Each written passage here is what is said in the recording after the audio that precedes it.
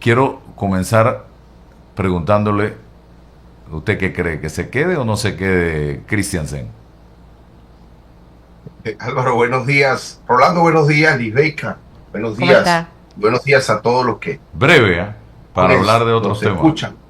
Hay una conversación ya. El fútbol genera cultura, identidad nacional y por supuesto pasiones, emociones. Y también debe generar un espacio de racionalidad, ¿no? De tomar decisiones a propósito de no solamente de los liderazgos, sino de la política deportiva en el país. A mí me parece que antes de esa pregunta, Álvaro, los dirigentes y los encargados deben preguntarse cuál es el próximo paso en materia de objetivos y fines. Si la idea bien planteada fue ir a competir, porque eso fue lo que escuché, vamos a competir, se compitió, pero ¿qué significa vamos a competir? ¿Ya? Hacer un buen papel o llegar o tener algunas aspiraciones mayores. Si ese es el caso o fuese el caso, entonces una de las medidas debe ser fortalecimiento de la liga interna, el fortalecimiento de los semilleros, eh, empezar a debatir, Álvaro y Rolando, en materia de fútbol, si abrimos los espacios para recibir jugadores de otros países y nacionalizarlos, naturalizarlos, como en efecto lo ha hecho México, lo hace Estados Unidos y lo hacen otros países sin ningún miramiento. Aquí confluyen muchos migrantes, muchas personas que llegan y por supuesto entre esos miles de personas deben llegar jugadores talentosos. Entonces también mirar esas posibilidades, ese foco allí.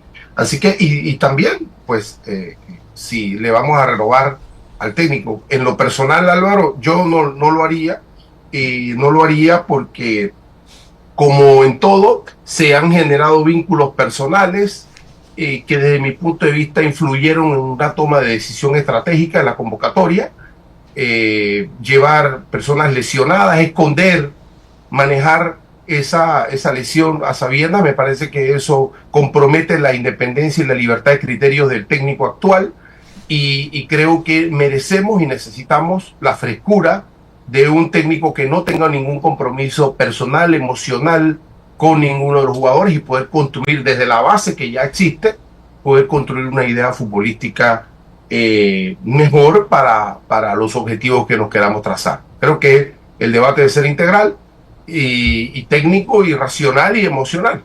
Eso es parte de lo que necesitamos como país. Debate, evidentemente, hay que generar el debate y hacer una reflexión profunda de lo que se hizo, lo que se planteó en principio, cuáles eran las metas y si se cumplieron algunas de ellas o no se cumplieron. Todo eso debe ser motivo de debate y reflexión encima de que va a venir una elección interna en la federación.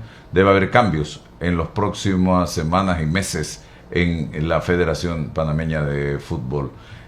Algo que acabo de regresar de Colombia y estuve allá con gente de México, con gente de Colombia, con gente de Costa Rica, con gente de El Salvador, de República Dominicana, donde el fútbol, mira las diferencias, el fútbol en República Dominicana es un deporte para la élite. O sea, a diferencia de nosotros, que el fútbol es el deporte de los barrios populares. Bueno, para ellos el béisbol es el deporte popular. Pero bueno, lo que vi, también de Brasil había gente ahí, o sea, de países futbolistas por excelencia, con excepción de República Dominicana. Y lo que vi en Colombia y lo que me decían los compañeros era, en nuestras regiones, la competencia, el apoyo, el respaldo de la fanaticada a sus clubes es gigantesca. O sea, ponerse una camiseta de un club en estos países, ir al estadio todos los fines de semana, apoyar a los equipos, a los clubes, y eso en Panamá se da en contadas excepciones, en algunos clubes, la minoría. Entonces tenemos que empezar a trabajar allí también y a masificar aún más el fútbol, porque eso no se está dando, señoras y señores. Tú vas a Dominicana, usted lo sabe, don César, usted desde el aire ve la cantidad de cuadros de béisbol que hay por Claro, toda República Dominicana. claro, apoyado por las grandes ligas que tienen ahí También. todas sus sucursales, ya, claro, por supuesto. Y Pero bueno, todo es eso la es un idea. proceso, un trabajo que tenemos que realizar desde abajo. Desde abajo. No podemos pretender clasificar a semifinales si no hacemos el trabajo en conjunto de todo un país, porque aquí apostamos más es a la selección, no a los clubes. Es lo que yo percibo. Rolando, no Bueno, sé. fíjate, esto es complejo porque si nosotros vemos eso con cuidado, el deporte que aquí ha tenido respaldo a nivel de liga ha sido el béisbol. Sí, Y el béisbol en una temporada, eh, en el verano, recibe mucho apoyo. Incluso la juvenil, ¿tuviste cómo cambió la juvenil? Ahora se ve mucho más que antes. Entonces, ese apoyo no lo vemos, digamos, a nivel de equipos, de liga en el fútbol. Siempre es la selección. Entonces, obviamente, los equipos aquí en Panamá carecen de ese apoyo que se necesita a ese nivel. Siempre están, entonces, si no hay un apoyo a ese nivel, ¿qué podemos esperar entonces de la selección? La única esperanza que tienen esos muchachos es ser reclutados por clubes del exterior, porque de esa manera ganan experiencia, se codean realmente con la gente que sabe jugar y que puede recibir enseñanzas de ellos. Pero yo no veo ese respaldo que deberían recibir a nivel de ligas locales. Entonces, fíjate que yo quisiera que el deporte en Panamá eh, fuera un escape para la juventud. Yo recuerdo que Panamá era muy bueno, recordemos en qué era bueno Panamá, era muy bueno en basquetbol. En la década de los 70 llegamos a estar incluso, tener presencia en las Olimpiadas. Ya el deporte que era masivo aquí en Panamá ya no lo es, el boxeo. Ahora tenemos el fútbol.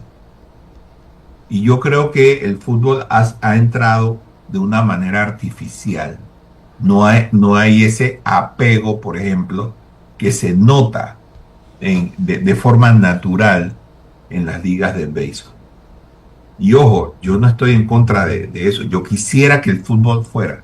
Pero no olvidemos nuestras tradiciones deportivas y de cierta forma no los olvidemos. Es decir, yo creo que aquí en Panamá existe tanto potencial para jóvenes que buscan un futuro en el fútbol, como también hay jóvenes que también lo buscan en el béisbol.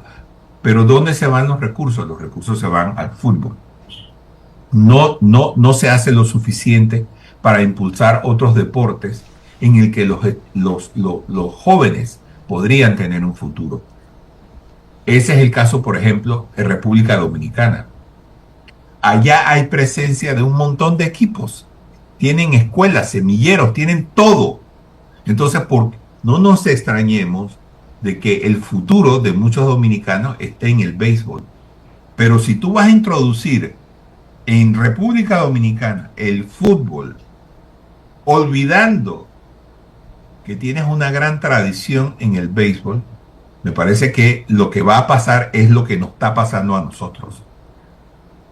Posiblemente vamos a tener muy buenos jugadores de fútbol, pero no va a ser de inmediato, porque nosotros, por más que querramos, no tenemos esa tradición ni ese arraigo como lo hay en otros deportes. Entonces, yo sí creo que junto con el apoyo que recibe el fútbol, creo que también hay que promover en lo que somos buenos ya. Entonces, creo que hay futuro en muchos más deportes que el fútbol. Y en cuanto a Christiansen, nosotros nos tenemos que preguntar, a ver, ¿cuál fue el objetivo con la contratación de ese técnico? ¿Llevar a Panamá al fútbol, al mundial? Él lo logró. Tener una o dos victorias en fútbol. Bueno, esa es otra historia. Esa es otra historia. Entonces yo creo que ahora hay que elevar muchísimo más la vara. Y tenemos con qué. Porque los legionarios panameños, esto ha sido para ellos una gran vitrina en lo que los han visto trabajar en equipos, los han visto y el desempeño individual de ellos. Así que yo creo que Panamá está en condiciones de elevar un poco más la vara. Si contratas a un técnico, mira, tu objetivo va a ser llevar a la selección al mundial, pero ya yo creo que después de este mundial eso no va a ser suficiente. Vamos a tener que decirle, bueno, mira, por lo menos queremos tener un par de victorias en la ronda de grupos, porque si no, esto de nada vale, porque vamos a hacer otra vez el mismo papel y no sé qué tan conveniente sea eso. Después de tanto luchar para llegar allí y desinflar el globo, no tiene ninguna gracia.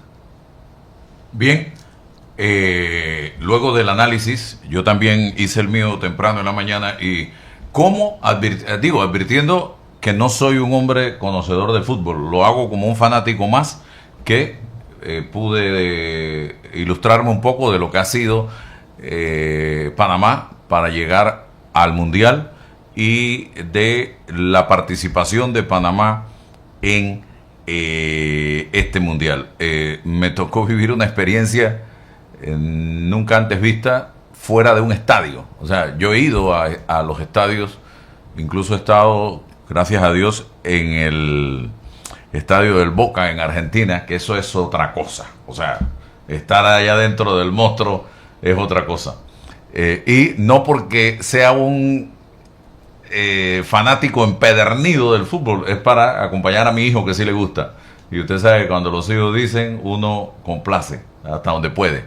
Pero estábamos en un centro comercial el sábado en la tarde. Pedimos que nos pusieran el partido de Panamá, por favor, en un lugar. Nos sentamos ahí un grupo de panameños que estábamos allá. Y de allí nos quedamos viendo el juego de Colombia. Y desde que comenzaron a cantar el himno, el centro comercial, uno de los más grandes en Bogotá, se quería venir abajo. Todos los restaurantes estaban llenos, todo el mundo con la camiseta, con unas cornetas que tenían un alboroto, y eso fue un ambiente pero gigantesco lo que se vivió dentro del mall. Imagínese usted estar en un estadio viendo un partido de esa naturaleza. Pero bueno, César, me gustaría, no sé qué información, cómo ves esto que ha estado pasando el fin de semana. Nos enteramos de la situación jurídica de dos dirigentes sindicales. Usted ha estado muy cerca de este tema, el señor Genaro López y el señor Marco Andrade de CONUSI. De repente todo el mundo estaba en sus asuntos y nos enteramos de un allanamiento, luego de una audiencia y posteriormente de medidas de casa por cárcel y de ir a firmar cada cierto tiempo para el señor López. ¿Esto qué es? O sea, explíqueme a qué se debe todo esto y por qué ahora en este momento. Sí, gracias, Álvaro. Primero, hacer la aclaración que fueron otros colegas abogados que realizaron la audiencia el sábado. Son 3 audiencias que se hacen en la misma sesión, bajo el contexto que usted ha planteado. Bueno, la información que puedo brindarte, Álvaro, antes, porque sería muy ingenuo de mi parte decirte que esto se trata de un proceso aislado, de una investigación ingenua del propósito que tienen algunas autoridades gubernamentales o del Ministerio Público de persecución del delito. Esto fuese muy ingenuo. Esto tiene un contexto, esto tiene unos antecedentes, esto tiene una realidad, esto tiene unos designios que pasan por la idea fundamental de preguntarse en este país: ¿bajo qué régimen político vivimos? Bueno, todos los días escuchamos sobre la defensa de la democracia. Exportamos la narrativa de que este país es democrático y defiende el régimen, ese régimen que concentra desde esa perspectiva el poder en el pueblo, que lo delega a unos representantes políticos cada 5 años. Ese es el contexto. Bueno, ¿hay libertad política en este país, Rolando? Álvaro, Lisbeica. Y empezar a preguntarse si el régimen democrático entraña libertad política. Es decir, ¿qué es libertad política? ¿Qué es tener libertad política? Cuando una sociedad dice, yo vivo en un régimen democrático con libertad política, ¿de qué estoy hablando? Me parece que yo lo pudiese resumir en 3 elementos. Uno, el poder elegir a los representantes políticos. Eso es libertad política. Tener las condiciones materiales, espirituales, políticas para elegir en libertad a mis representantes políticos. Eso es fundamental. Lo segundo es controlar políticamente a esos representantes electos.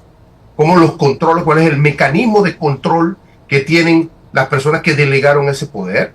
Y lo tercero es los mecanismos para deponer políticamente a un representante político que traiciona, que falsea esa representatividad política. Eso es libertad política. Entonces, aquí usted elige con libertad a su representante. Eso es cierto cuando tiene condicionamientos del sistema electoral, cuando ya hay unas reglas establecidas que hacen poco. Ya usted tiene la oferta, usted tiene la oferta, toda la propaganda, toda la materialidad que va, todo el clientelismo que va generando la imposibilidad de esa libertad. Luego, cuando usted vota, los elige, entonces, ¿cómo controla ese poder? Desaparecieron los controles totales. No existen control sobre el poder político en ninguna de las esferas de nuestro régimen llamados democracia.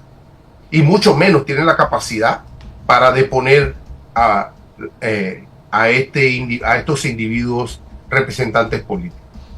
Entonces, ¿qué ocurre? Que cuando usted quiere o piensa que tiene libertad política, cuando usted va a una protesta, cuando usted debate, cuando usted genera una confrontación, que eso es un tema individual o colectivo en algunos movimientos, entonces es sometido a, ¿qué cosa? Al poder total de ese representante político que no acepta, que no admite, que no quiere ningún tipo de voz narrativa o idea contraria a los designios de esos intereses específicos.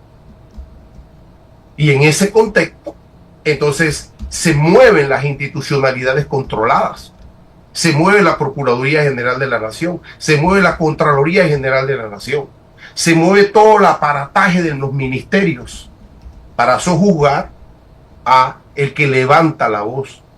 Encima de que usted no tiene libertad política, cuando usted levanta la voz, es sometido. Eso es democracia. No, eso no es democracia. Eso se llama autocracia. Entonces, desde mi perspectiva, vivimos en un régimen autocrático.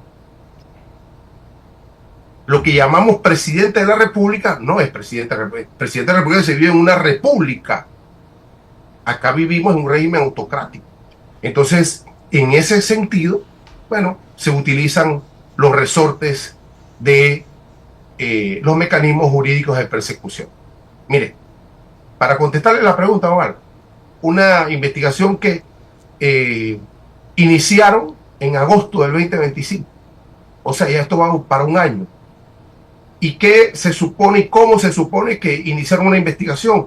Bueno, porque escucharon un reporte de la prensa del 17 de abril del 2025, una noticia, y el procurador, bajo esa noticia, inició una investigación sobre el manejo de unos fondos del seguro educativo que maneja el Ministerio de Trabajo a través de una institución llamada IPEL. Y esa institución llamada IPEL le proporciona a los sindicatos unos presupuestos para el manejo de sus programas de educación sindical a cada sindicato. Este dinero público que tiene que ser controlado, que tiene que ser transparentado, no nos equivoquemos, todo dinero, todo centavo tiene que ser auditado, tiene que ser controlado. Ese no es el debate, bajo ningún concepto, no nos equivoquemos. Es el de los sindicatos, por supuesto, el de los partidos políticos, el que reciben los representantes, las juntas comunales, todos tienen que ser auditados y controlados perfectamente.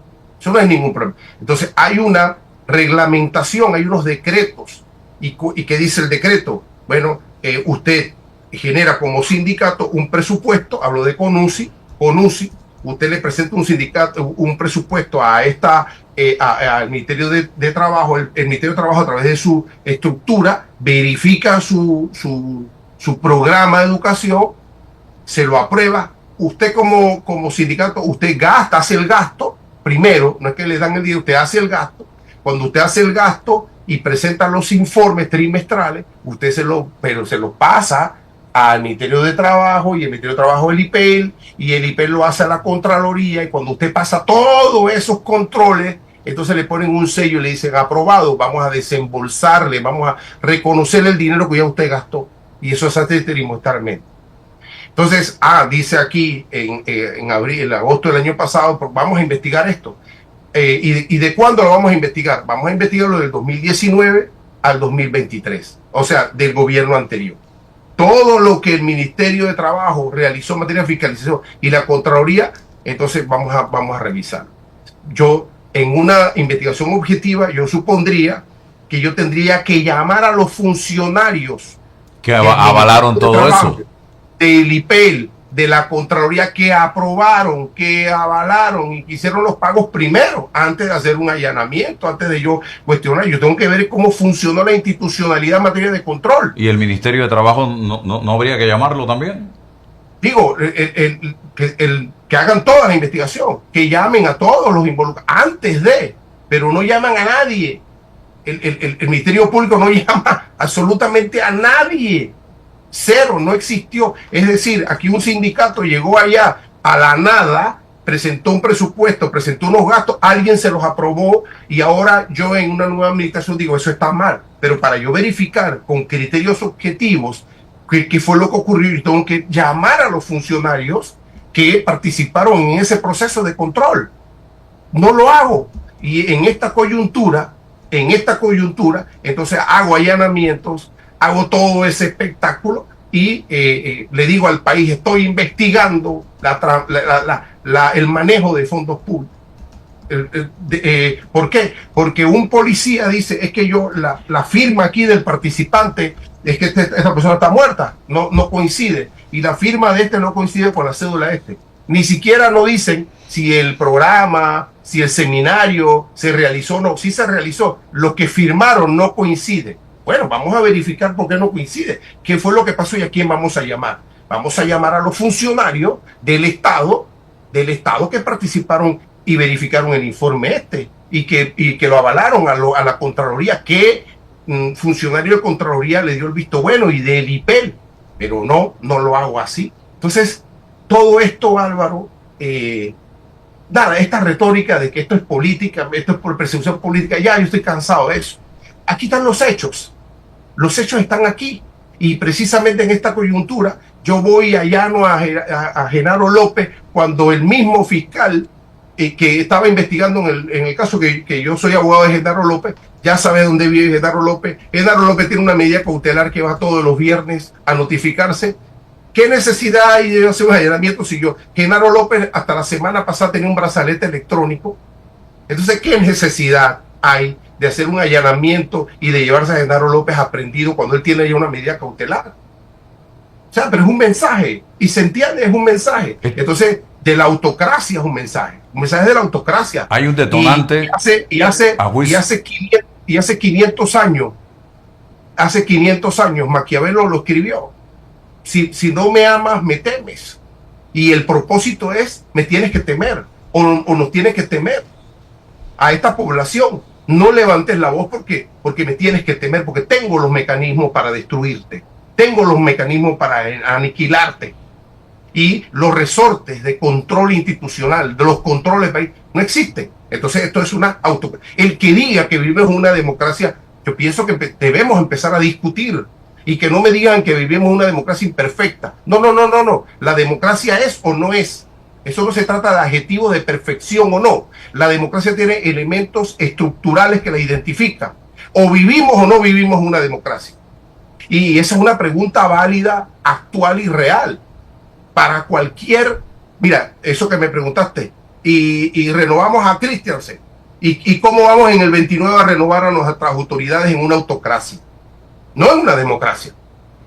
¿Cómo vamos a avalar un proceso constituyente que nos dice que nos están alfabetizando cuando vivimos en una autocracia y no una democracia? Bueno, abran los espacios para el debate. ¿Por qué no abren los espacios para el debate?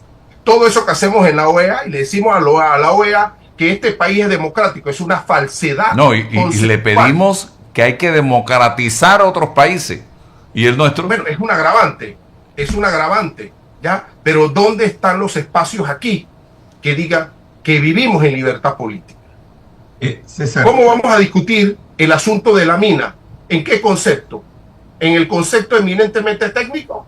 Pero también hay que discutirlo en el concepto eminentemente jurídico. Pero se quiere discutir. En el concepto eminentemente ambiental, en el concepto del desarrollo de la estrategia del país como estrategia nacional. ¿En qué foro lo vamos a hacer? Cuando descalificamos amigos y enemigos, o enemigos del desarrollismo, o fundamentalistas. Entonces, ¿en qué espacios que se deben discutir estos temas nacionales? No hay, o bueno, yo siempre abanico la posibilidad de debatir el elemento fundamental. ¿Bajo qué régimen vivimos? Bueno, sostengo que vivimos ante una autocracia que llega a través de los votos, pero es una autocracia en el ejercicio del poder. César, desde el punto de vista político, todas las organizaciones sindicales tienen este problema con el gobierno, el problema que describes.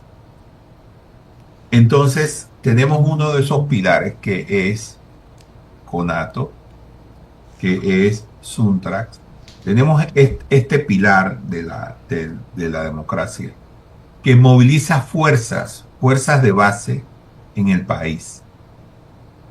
Y su dirigencia está comprometida por estos procesos judiciales que van en su contra. Entonces, nosotros estamos presenciando, no de ahora, sino ya desde hace meses, algo así como una muerte lenta de esos sindicatos que ya no tienen ese protagonismo que tenían antes por las razones que ya todos sabemos. Entonces, si eso es así y hay una motivación política en todo esto, en lo más reciente que ha ocurrido ahora con Genaro López, ¿qué es lo que está pasando? Que nosotros no nos damos cuenta y el gobierno sí, porque evidentemente esto tiene que tener un motivo, o de lo contrario no estaría moviéndose. Excelente planteamiento, Rolando. Mira, todo esto se da en las ausencias de mi lectura política. Cuando los partidos políticos dejan de generar la función, el sentido, la esencia por lo que están en un plano democrático, es decir, los interlocutores de la sociedad hacia el poder político, entonces esa ausencia genera que el sujeto político colectivo se mueva a otros lugares. La sociedad civil, específicamente, lo que llamamos sociedad civil, en el plano del desarrollo de la justicia, en el desarrollo ambiental, qué sé yo, en varios planos se mueve. y también los movimientos sociales, al que tú llamas sindicatos, que es una parte de los movimientos sociales, que ocupan un espacio que debieran ocupar los partidos políticos, Rolando, pero no existe. Entonces, ¿quién ocupa ese espacio político? Bueno, como alguien ocupa esos espacios políticos históricamente, entonces el enemigo de la autocracia es ese sindicato, esos sindicatos o esos movimientos sociales. Inmediatamente. Uno debe esperar o esperaría en el manejo de representantes políticos el espacio del debate. Vengan a debatir cuál es su idea como movimiento social. Díganme ustedes su visión económica e institucional. Eso es lo que uno espera en un régimen democrático, en la apertura de la democracia. Pero no, desde el primer día se dijo, ustedes están excluidos porque ustedes son terroristas, ustedes son narcotraficantes, ustedes son pandilleros, ustedes cierran el país, ustedes no son productivos. Se le adjetivizó. Todos fuimos, hace 2 años que fuimos testigos de esa estigmatización. Entonces, ¿qué ocurre, Rolando? Bueno, hay una exclusión de la política. No existe política. Aquí vamos a discutir política pasado mañana cuando escojan desde el Parlamento a su presidenta o presidenta, que ya está dicho, en cámaras cerradas, en intereses cerrados, sin la participación del pueblo.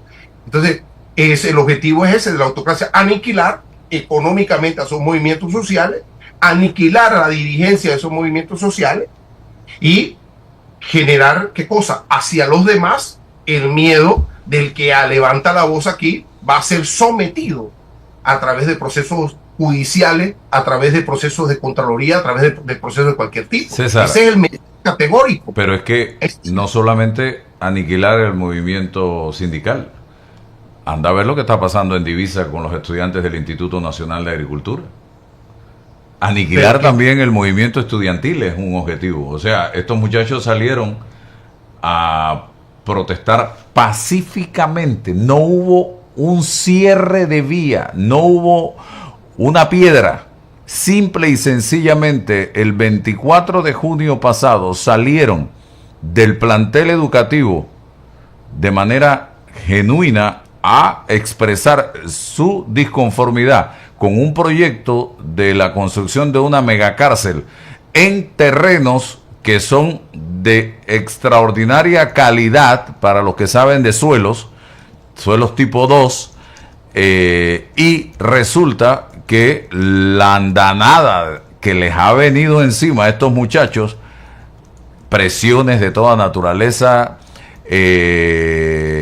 castigos, restricciones, expedientes se les están levantando, procesos para incluso tratar de expulsar a muchachos que ya están en proceso de graduación con alto índice académico.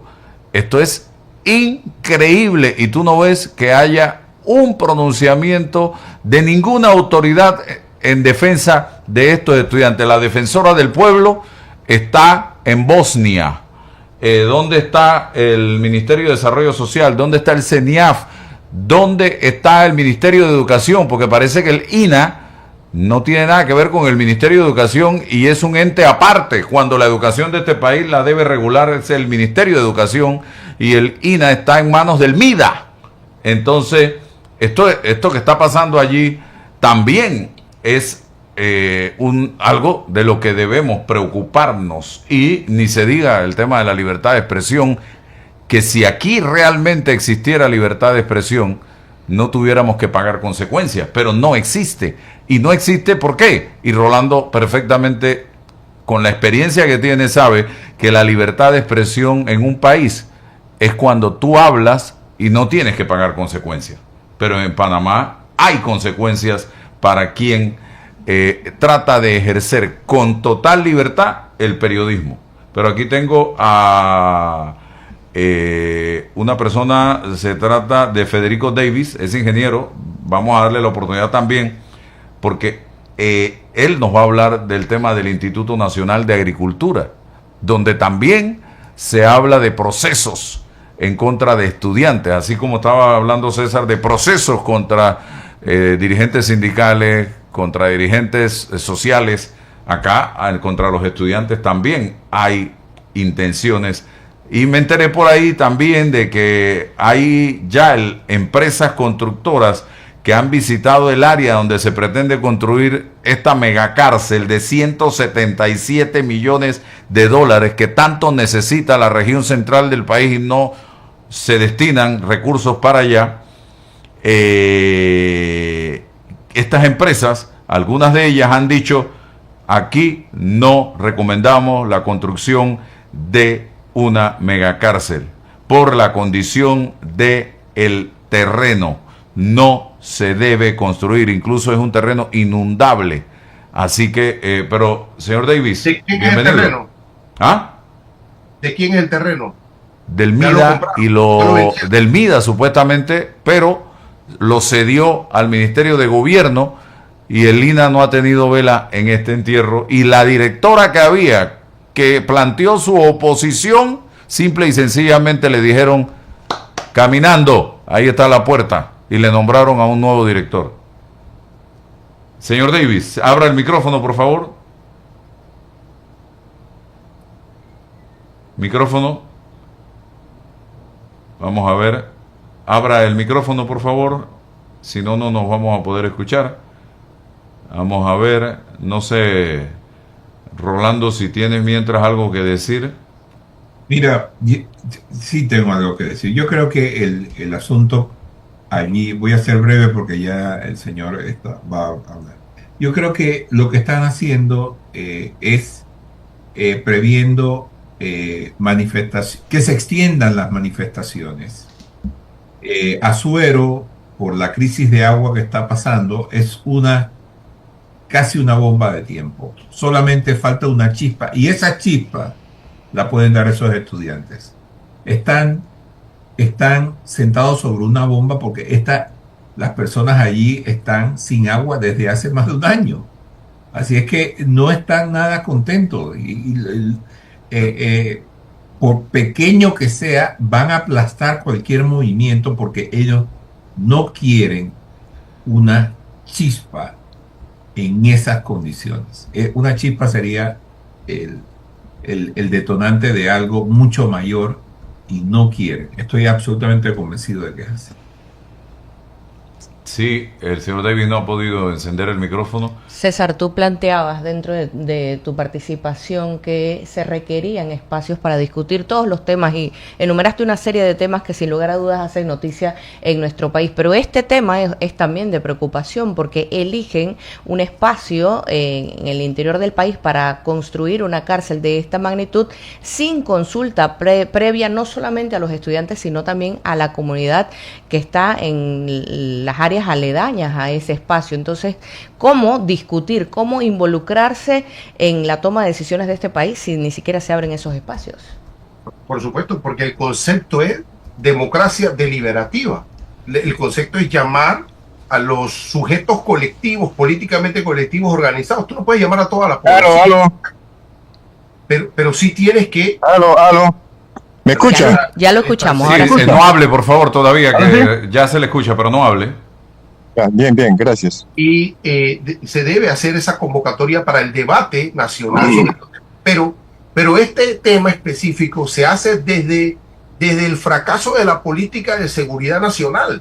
Es decir, han fallado las cárceles, los controles, se dan evasiones masivas y la respuesta han sido solamente 2 o 3 puntuales. Presionar para la destitución de uno de los funcionarios. Desde mi punto de vista, yo soy un litigante penal que estaba haciendo un trabajo importante en el sistema penitenciario. O sea, esa fue la solución política. Desde seguridad, no sé si despidieron a un comisionado que estaba allá. Y la otra de lo jurídico, levantar los procesos a los evadidos. Pero no se levanta la investigación de las razones de la evasión. Fíjate que yo no sé si hay una investigación autónoma por qué las razones de la evasión. Es un elemento al fracaso del manejo de las cárceles, y la solución es, ¿sabes qué? Vamos a hacer una cárcel por allá. Una solución que se dice solución, pero eso un agravante al problema. no se ataca el problema real y base y no se genera un debate sobre política criminal, de seguridad sobre ese tema. Entonces la solución de alguien es, ¿sabe qué? Vamos a construir una cárcel y vamos a trasladarle el problema a la gente del interior de la República. Esa es la solución. Y lo hace sin debate, lo hace sin control, y el que levanta la voz, en este caso los estudiantes, entonces los sanciona. Lisbeica, no. Hace 500 años Maquiavelo escribió El Príncipe. Ese manual lo estamos utilizando. Hay que temerle a la autocracia con todo, porque si levantas la voz, te perseguimos, te sojuzgamos y te aniquilamos. Bueno, que el pueblo reaccione políticamente hablando, y que tome el control de esto para poder entonces sentarse con los representantes políticos y debatir hacia dónde vamos, cuál es el camino que esto continúe. Señor Davis, sus impresiones sobre la construcción de esta megacárcel allí en los terrenos de el INA, que me dice alguien que tiene por qué saberlo, dice, esos terrenos son del INA, y porque la directora se opuso, sustentando ese argumento, la sacaron. Sí, buenos días ante todo y gracias por la entrevista. Mire, realmente es una gran realidad. Yo trabajé en el INA 4 años, fui jefe del departamento agrícola y conozco bastante bien las tierras esas. Esas tierras son las que están destinadas para la construcción de la cárcel, son en las partes bajas y pegadas al río Santa María en el puente y desbordean el río Cañaza. Son un área tremendamente inundable. Ahora voy a ahondar un poco más de eso. Pero yo estuve ese día de la manifestación de los estudiantes y realmente me causó asombro con la disciplina que esos muchachos estuvieron allí en la carretera, sin trancarla, con sus pancartas. Y entonces ahora se les viene a mezclar un problema de disciplina con un problema de la manifestación. Entonces, ¿cuándo no habrá problemas disciplinarios en un colegio de esa magnitud? Pues los problemas de disciplina se manejan y tienen alguna solución, dado que son jóvenes. Oiga, ser joven y no ser revolucionario, no protestar, es contradictorio, hasta biológicamente podría decirse. ¿Cómo es posible que el presidente o las autoridades que tienen poder de mando aquí no se sientan orgullosos de tener juventud que protesta y reclama sus derechos, justos derechos, porque esa tierra es del INA? Eso que usted dice es como pedirle a un niño de 2, 3 años que se quede sentado y que no hable. Entonces tiene fiebre. Que no le quite el teléfono celular a su mamá o a su papá, oiga. ¿Ah? Así de sencillo. Entonces eso es una contradicción. Ya le repito, las autoridades deben sentirse orgullosas que todavía hay jóvenes que están dispuestos a defender en pro del beneficio de la patria. Y ya Lucy Molinar en su anterior administración aniquiló el movimiento estudiantil con medidas que adoptó contra el Instituto Nacional, si recordamos. Ahí no hay movimiento de nada ya ahí en ese instituto. Continúe, profesor Davis. No, es netamente una protesta por reclamar sus derechos. Es más, esas tierras son tierras inundables, pero se cultivan de arroz jugando con la fecha de siembra. Es otra cosa, cuando no es arroz, se pueden cultivar pastos mejorados allí en el área, ese pasto que pueden ser cultivados en esas tierras. Quiero referirme a lo siguiente. Cuando se construyó el INA, los puntos críticos de inundación eran unos. Hoy día los puntos críticos son otros y no creo que se hayan tomado en cuenta para esto.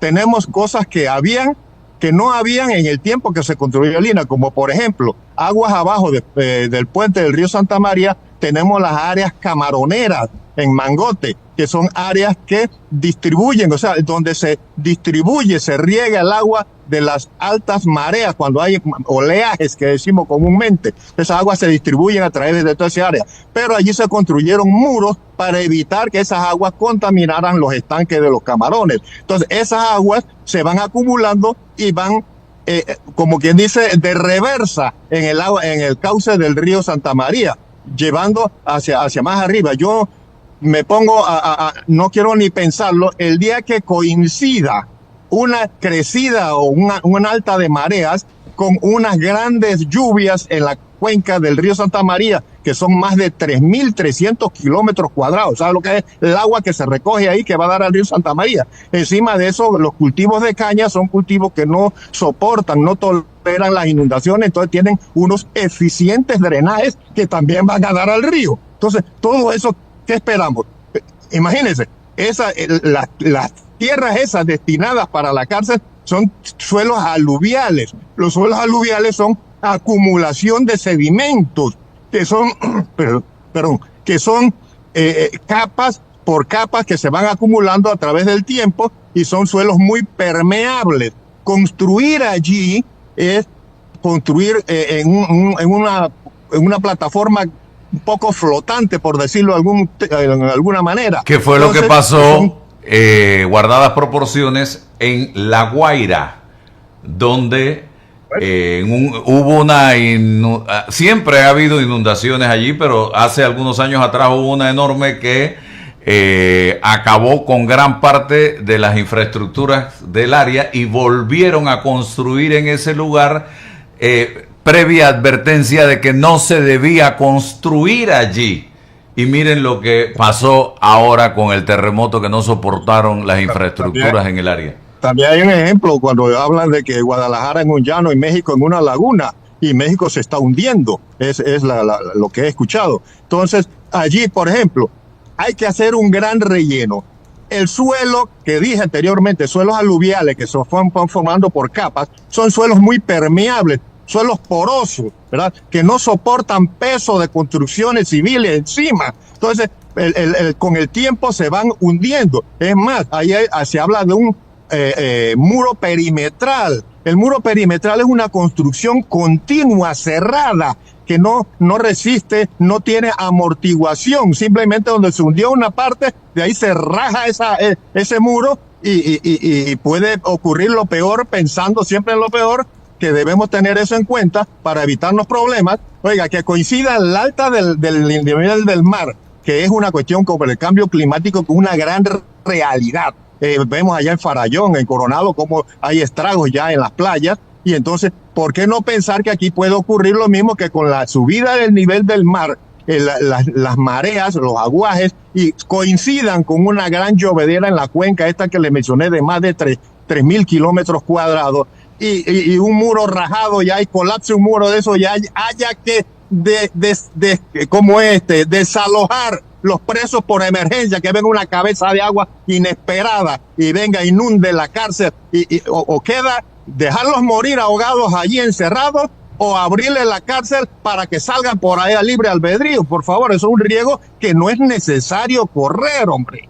Allí tenemos el Colegio de Ingenieros Agrónomos, la NEINA, que es la Asociación Nacional de Egresados del INA, junto con un colega allí, no recuerdo el nombre, localizaron en el área de La Corocita, en Santiago, un área de 300 hectáreas donde hay suficiente terreno para mejorar el suelo, si es que hay que mejorarlo para cultivos, pero no acá, que acá lo que se hace es ponerle una plancha de concreto, hombre, reducir un área productiva, un área agroeducativa, reducirla, condenarla de por vida. Entonces, eso se consultó con el área, con los residentes, con las autoridades. Yo soy residente del área del Roble de Aguadulce y me madrugué un día con que iban a hacer una cárcel allí. Lo mismo he consultado con todos los moradores de Jagüito, Llano Sánchez, el Barrero, que está pegado allí, el Llano Sánchez, Llano Santo, el Rincón, los Canelos, Chupampa, todas esas son áreas de influencia. Imagínense que ese es el punto más bajo que hay allí en el área. Y de allí, ¿cuántos desechos orgánicos produce una cárcel donde hay más de 3.000 personas, aguas negras, que les queda el río allí cerca? ¿Cómo van a hacer para que esas aguas no vayan a dar al río y contaminen más el río Santa María más de lo que está? Habrá que poner estaciones de bombeo para bombear esa pudredumbre a otro sitio, y todo eso es exponiéndola al ambiente. Ya me imagino la hediondez que se va a formar allí alrededor de todos esos pueblos. César, ¿no hay legalmente nada que hacer ante la Corte Suprema de Justicia para ponerle un alto a esto? Sí, hay recursos, por supuesto que sí, pero antes de lo jurídico, lo político, fíjate, una decisión política, ¿no? Vamos a trasladar una cárcel de máxima seguridad a una zona de influencia de varios pueblos. Ya el amigo ha dado técnicamente unas identificaciones. Pero fíjate que en los efectos, usted va a politizar, usted va a generar al establecer eso, usted va a generar un régimen, quienes van a determinar lo que ocurra en esos pueblos van a ser los policías. O sea, la vida cómo va a impactar a todos esos pueblos ahí. Cuando los pueblos aledaños a las cárceles acá, mire cómo sufren cuando hay este tipo de acción. Entonces, esto va a ser un tema de política de seguridad, Ya no va a ser la misma vida. Allí se van a trasladar presos de toda calaña, de todas circunstancias, y los policías que van a estar a cargo, los controles que se van a generar ahí, le va a cambiar culturalmente la vida a todas esas poblaciones. Y si usted no llama a esos pobladores para ese debate, ¿cómo no lo va a hacer? Los retenes, los controles, todo lo que va a llegar ahí. Segundo, los derechos de los detenidos. Si usted tiene un proceso acá en Panamá y usted es trasladado allá, eso violenta su derecho a tener acceso a su juez natural. ¿Cuáles van a ser los criterios para ese traslado? Entonces, eso es un problema también jurídico que tiene que ver con los derechos de cada persona. Es decir, yo necesito que me trasladen inmediatamente para convocarme a tu juez. Eso está en la ley. Pero usted va a hacerlo allá, y los procesos mayoritarios penales están en Panamá, no en el interior. Entonces, eso tiene que tener cuidado usted con esa toma de decisiones.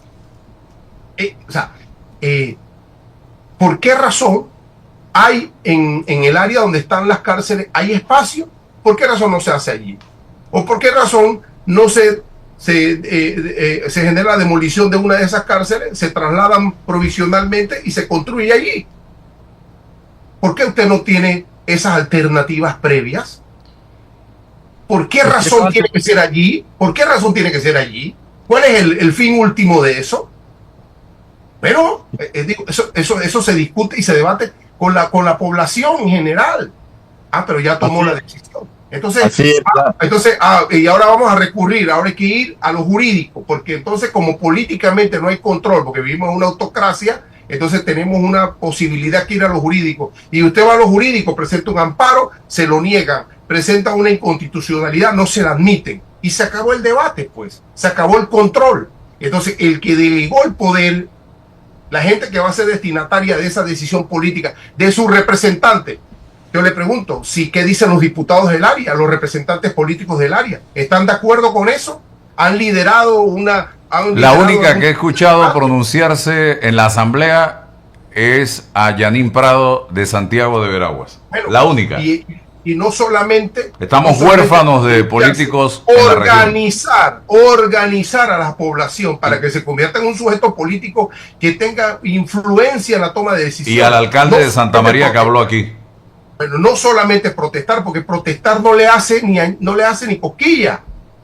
Entonces tienen que generar organización política para poder que sobre el tema de los estudiantes, bueno, entonces tomar como ese fundamento y organizarse como población para tener algún grado de influencia en la toma de decisión y decirle a la ministra de gobierno o al de seguridad o qué sé yo, a los que están encargados, decir un segundo, esta población está organizada y por lo menos requiere el debate serio, el profundo, técnico, como lo comentó el compañero. No, y jurídico. Y también alguien, no solamente por el tema de la cárcel y la construcción de la misma, también tiene que haber un movimiento en defensa de los derechos humanos de esos muchachos en el plantel educativo. Bueno, pero por supuesto que merece, ya que es parte del debate.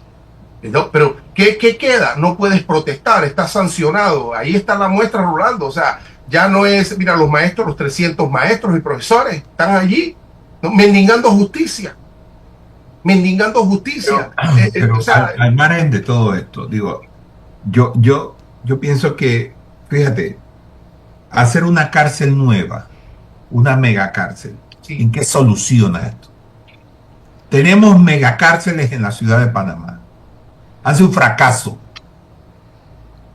Entonces yo no veo, hagan la cárcel más grande del mundo, pero si no hay políticas, si no hay programas de reinserción, si no hay prevención, ¿de qué sirven estas cárceles?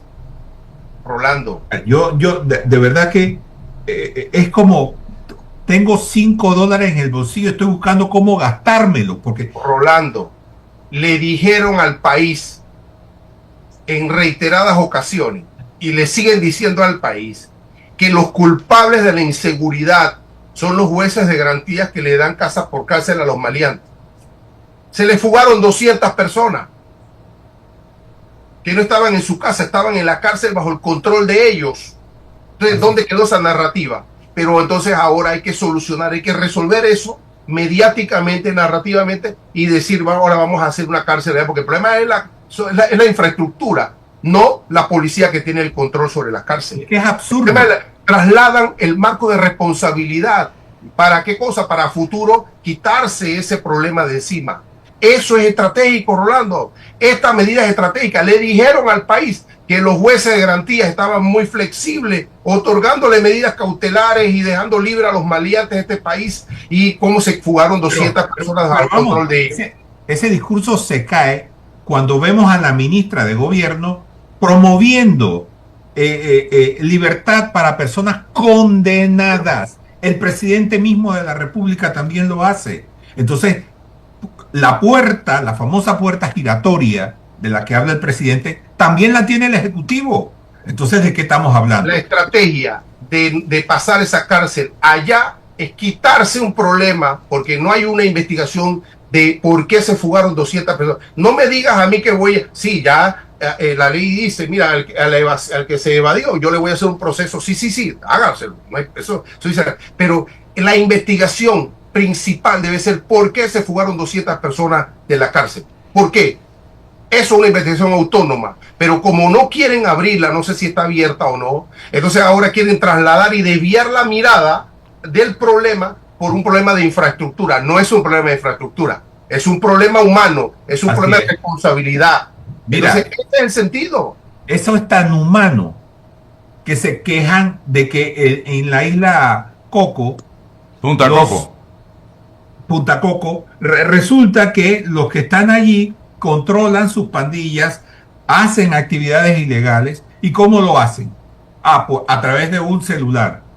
Pero es que parece ser que llevando a esta gente a Coiba se soluciona el problema cuando ya hay tecnología satelital que resuelve eso para los maleantes estos. El problema no es la tecnología, el problema es el enfoque que le dan aquí. Es que la gente que está custodiando a esos presos, a esos reclusos, entra en contacto con ellos y probablemente les resulta mucho más atractivo recibir $10,000 por llevarles un teléfono de estos que esperar que se acumulen 10 salarios por $10,000. Ahora el problema son los muchachos rebeldes. Ese es el problema del país, imagínate. Así es. O sea, no hay esto carece de toda discusión de sentido común. O sea, no podemos... Toda lógica. No lo tiene, porque sencillamente lo que están haciendo es trasladando el problema hacia otro lado. Bueno, veamos a ver, el señor aquí nos comenta que esa es un área altamente inundable. Construyen eso ahí, se meten, no sé, 300, 400 millones de dólares en esa cárcel. ¿Y qué pasa? Que a los 2 o 3 años empiezan a salir todos los problemas que le están contando aquí. Entonces, una inversión tan importante como esa se vuelve un problema. ¿Y cuál es la solución? Hacer otra cárcel, quién sabe dónde. O sea, ¿esto qué es? O sea, la mediocridad que hay en el gobierno. Discúlpame, Rolando. Discúlpame, vamos a debatir. No hay mediocridad. No es un problema de inteligencia, Rolando. No, discutámoslo. Mira, no es ojalá fuera un problema de sí, ojalá fuera. Ojalá un problema de bagaje, pero lo saben, Rolando, mira, lo saben. Como dijeron que el problema era los jueces, ya se les desmontó esa narrativa, ahora el problema es de infraestructura. Pero nunca asumen la responsabilidad. ¿Cuál es la responsabilidad del control de las cárceles? No la tienen, nunca la han tenido. Nunca la han tenido. Y como nunca la han tenido, entonces ya no pueden decir que los jueces de la República. Ahora es un problema de infraestructura. ¿Pero dónde la vamos a enviar? La vamos a enviar para allá. Me dicen que se solicitó una reunión con la ministra de Gobierno, los dejó plantados. Entonces, bueno, Lisbeca, ¿dónde está? No les interesa. Pero no les interesa porque no, es que es una autocracia. Es una autocracia. Es que no les interesa debatir. Porque ya lo dijeron hace 2 años. Nosotros vamos a gobernar con un sector de la población. Con uno. El resto no me interesa. El resto quedó excluido. Lo que pasa, el problema que tenemos político es que el resto excluido todavía no se ha percatado que está excluido. Todavía no se ha percatado que está excluido. Tiene que percatarse que está excluido del debate político. Y que simplemente será destinatario de las decisiones de otros en tanto y en cuanto no se organice políticamente. Punto.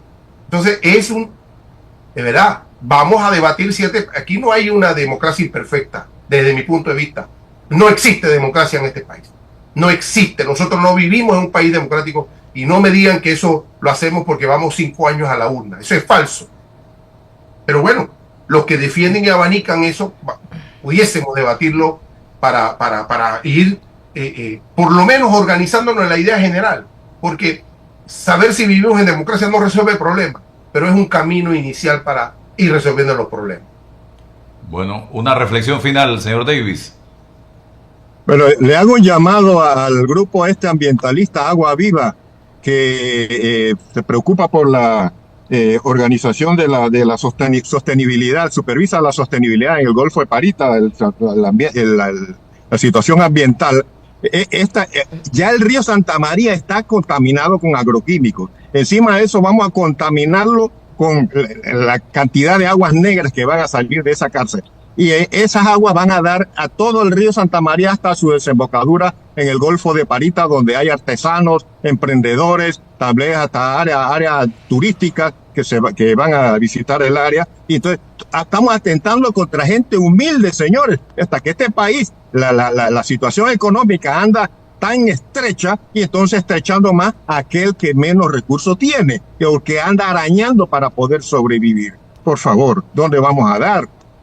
Bueno, muchas gracias a el señor Davis, ingeniero, por compartir con nosotros en la mañana de hoy aquí en Noticias 180 Minutos su opinión, su visión de este tema.